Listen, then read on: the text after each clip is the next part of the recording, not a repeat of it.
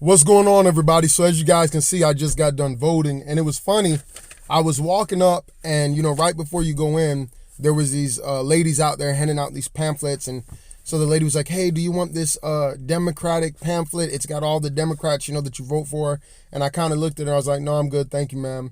And then the lady who was with her, I guess she wasn't expecting it, but she's like, "By chance, would you happen to want the Republican one?" And I said, "Yes, ma'am." You should have seen the look of disappointment on this woman's face. So I just thought that was funny. Now, on a serious note, some people have been asking me, "Marcus, what if they cheat again and Kamala wins?" Let me tell you something. Whatever they do, they're going to do. But the church is always going to be all right, because the gates of hell will not prevail against God's church. Now, America, that's a different story. Judgment can come to America for all the demonic agendas that they're pushing. The Bible says hands that shed innocent blood, that's an abomination. The Bible says it's better to have a millstone tied around your neck and you be thrown into the bottom of the sea than offend one of these little ones. So God cares about what America's doing. God's church is always going to be all right. Just like in the days of the Colosseum, when they were throwing Christians, into the Colosseum, and Christians were being crucified and dying for the gospel, God's church is always going to be all right. So if she was to happen to win, guess what? We still going to preach the gospel. We still going to go forward. The same thing when Joe Biden won. But guess what? That doesn't mean that there's not consequences. And so, you know what? If it gets a little bit uncomfortable, the people who are going to be in trouble? The lukewarm Christians, the casual Christians who they already compromise and bow down and flirt with the world and love the things of the world. Now, if the people who hate Christianity get into a position of power where they can keep advancing what they're doing, it's really just going to expose who's real and who's fake. That's what's really going to happen. Who's really in it for real. And as the pressure comes, Christians don't realize how blessed they are in America. They don't realize it. They don't get it. They don't see it.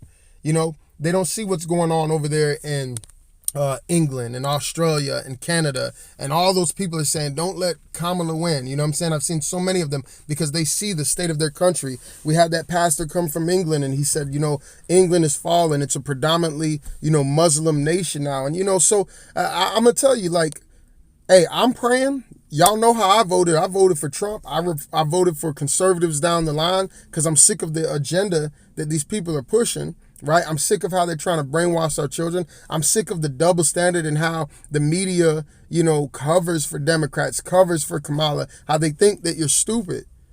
She had the lowest poll numbers, a horrible VP rating, and then all of a sudden the media is like, "Oh, she's God's gift to this earth." The way that they continuously attack Trump, man, let me tell you something. If the media treated Kamala how they treat Trump, she wouldn't survive, and they know it. The fact that they have to use kitty gloves with her is the reason we shouldn't vote for her.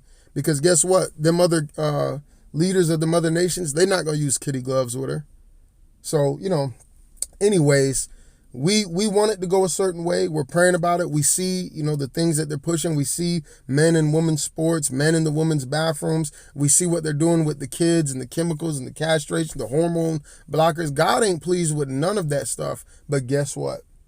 The end got to come one way or the other. That doesn't mean we have to just lie down and be silent. That doesn't mean we just have to lie down and take it.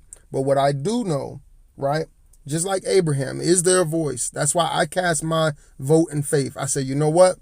This vote is in God's hands after this. I did my part. Faith without works is dead. I'm casting this vote, speaking up for the unborn. I'm casting this vote saying no to the LGBTQ agenda. I'm casting this vote saying no to men and women's bathrooms. I'm casting this vote saying no, kids shouldn't be being chemically castrated and all that stuff. I'm casting my vote against all that stuff. I'm casting my vote against the inflation, the open borders, all this. I'm casting my vote against people who got money, right, for the wars and all these other nations, but they don't got money for our cities. That's what I'm casting my vote for. The rest is in God's hands, but the church is going to be all right. The church was all right in the book of Acts with all the persecution, and the church will be all right now. But America, that's a different story. And if you're lukewarm, if you're a casual Christian, a lot of people have been able to run around and say, yeah, I'm a Christian, and ain't really no pressure. Their faith ain't really been tested. But if these anti-God, anti-Christ people get into power and they continue to advance what they've been doing, which some of you don't think it's a big deal because they've been doing it little by little by little, and they've gained so much ground and territory, they're going to get exposed. If you're a true believer, you a true son of God, a true daughter of God, you ain't going to bow down. You ain't going to compromise. You're going to be all right. But the ones that are just kind of on the fence playing around, they're going to fold when that pressure comes. They're going to bow down to the pronouns. They're going to bow down to, the LGBTQ stuff we see in the church. They're going to bow down to, a woman should have the right to choose. Churches, lukewarm, compromised people. Let's just watch. Let's just pray. Let's see what happens.